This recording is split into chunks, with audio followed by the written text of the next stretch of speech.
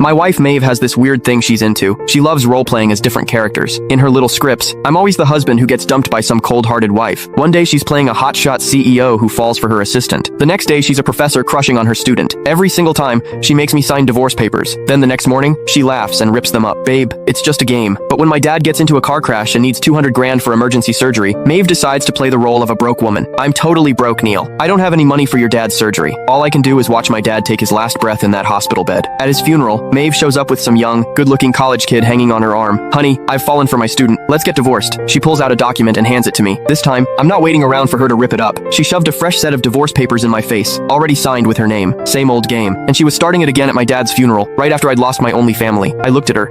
That beautiful face. For 3 years, every time she pulled out those papers, I'd play along crying, begging her to reconsider until she'd laugh, tear them up, and sweet-talk me back. She called it fun, said it kept our marriage exciting, and I bought it. But right now, my dad was lying in a casket. Before he died, he held my hand tight, eyes fixed on the door. He was waiting for Maeve, his daughter-in-law, the one he'd always treated like his own kid, to come say goodbye. She never showed. I kissed my dad one last time, then turned around and took the pen from Maeve. No crying, no screaming. I just signed my name, letter by letter, while she watched. Done. Maeve froze. The meltdown she was expecting never happened. I just stood there, dead calm. Nolan Woodward, what the hell are you playing at? She asked, annoyed. The guy next to her, Zane Kirk, picked up on the vibe. He grabbed her arm tighter. Maeve, you think he's just mad? I ignored them both, folded my copy of the papers, and stuffed it in my bag. Then I looked her straight in the eyes. Maeve, game over. The next day, I went to the courthouse and filed for divorce. The clerk looked over everything and processed it like it was just another Tuesday. When I checked my phone, it was blowing up with missed calls and texts from Maeve. Nolan, you've had your fun. Come home. I ripped up the papers. Let's just forget this happened. Did you seriously hang up on me? You're getting bold. The last one, from 30 minutes ago. If you don't come back right now, don't ever come back. I blocked her. I found a cheap apartment to rent. Once I got it cleaned up, I started looking for work. After we got married, Maeve had made me quit my job to be a stay-at-home husband, basically a prop in her dumb roleplay games. She said she loved me to her core, and that's why she wanted us to fall in love over and over, through different scenarios. She swore the cold, heartless women she played weren't the real her, just acting. Looking back now, pathetic. Maybe she was never acting. Maybe those cold, selfish masks